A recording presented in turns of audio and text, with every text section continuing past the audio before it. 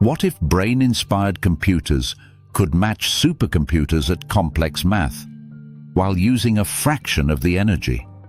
Researchers Brad Thielman and Brad Imone at Sandia National Laboratories just showed exactly that.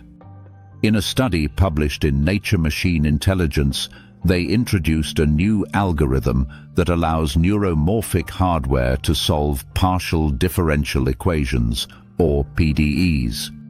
These equations are the backbone of weather models, fluid dynamics, electromagnetic fields, and structural mechanics.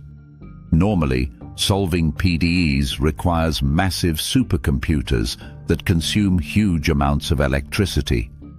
Neuromorphic systems, designed to mimic how the brain works, were mostly seen as pattern recognition tools.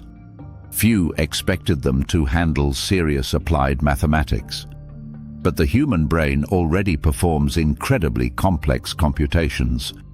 Think about hitting a tennis ball or swinging a bat.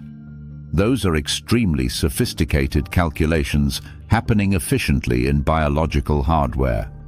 The researchers argue our intuition about what brain-like systems can't do has been wrong.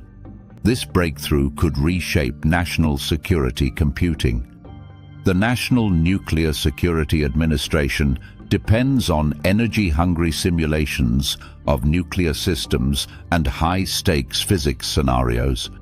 Neuromorphic computing suggests those simulations could run far more efficiently. The bigger takeaway is simple. The future of high-performance computing may not be about building larger machines. It may be about building smarter, brain-like ones. If you found this valuable, like the video, subscribe, and drop your thoughts in the comments. Then watch the related video in the corner to see where AI and next-generation computing are heading next. Subscribe now and stay ahead of the curve.